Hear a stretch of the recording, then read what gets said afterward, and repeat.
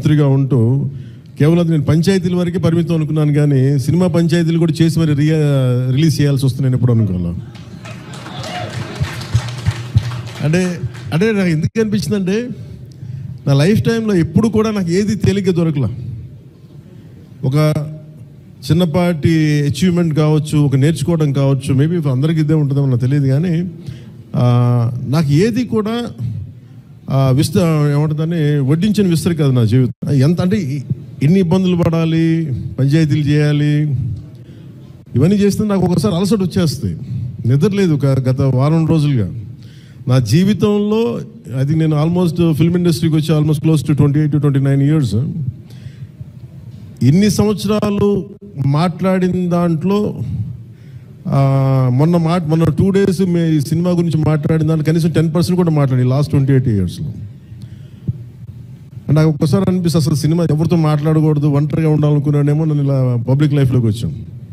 అసలు సక్సెస్లకి లేదా అన్నిటికీ అతీతంగా ఉండాలనుకుంటే నాకు భగవంతుడు నా చేత ఎలా చేయించాడంటే కూర్చోబెట్టి నీ సినిమాను కూడా ప్రమోట్ చేసుకునే పరిస్థితికి తీసుకొచ్చాను నన్ను. ఇది నాకు చాలా ముందస్తుగా చాలా ఆనందాన్ని ఇచ్చింది, ఒక బాధ్యత తీసుకోవటం. సినిమా సక్సెస్లు ఇవి ఎట్లా ఉంటాయి, రికార్డ్స్ ఇవన్నీ నాకు నిజంగా తెలియదు. నేను ఎందుకంటే అవి ఎప్పుడు తలకెక్కించుకోను కూడా. అది మంచి ఉన్నాయి, దాంట్లో పోయినవి ఉన్నాయి, హిట్ అయినవి ఉన్నాయి. ఇప్పుడు ఈరోజు ఈ సక్సెస్ కానీ ఇవన్నీ ఇది ఏ స్థాయి ఎలాగనేది నాకు నిజంగా తెలియదు యాజ్ టైమ్ అన్ఫోల్డ్స్. కానీ ఒకటేమనిపించిందంటే, ఫర్ ఏ వర్క్ అయినా సరే there is always a room for improvement. Definitely that will be considered, that will be taken forward and so. నాకు ప్రత్యేకించి క్రిష్ గారు కానీ మన ఏఎం రత్న గారు కానీ సబ్జెక్ట్ తీసుకొచ్చినప్పుడు నాకు ఒకటే అనిపించింది,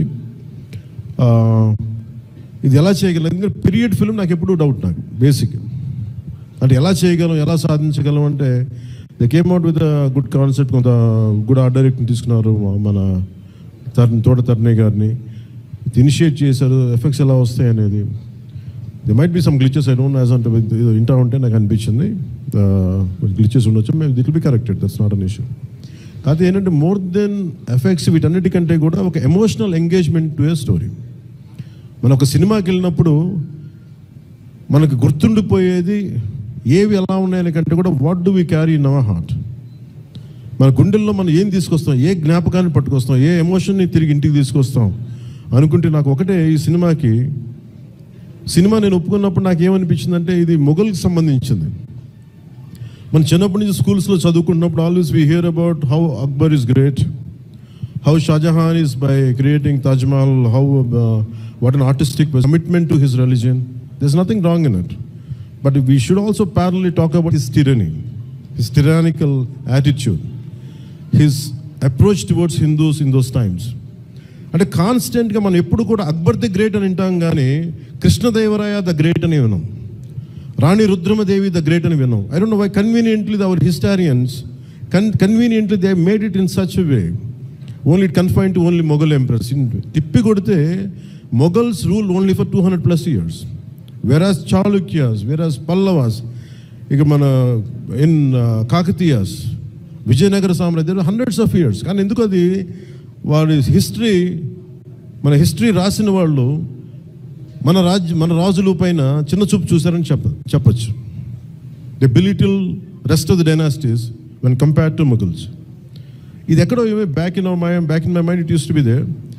so when you could convey the greatness of Akbar, when you say that how committed religious man Aurangzeb was, so why can't we talk about jizya?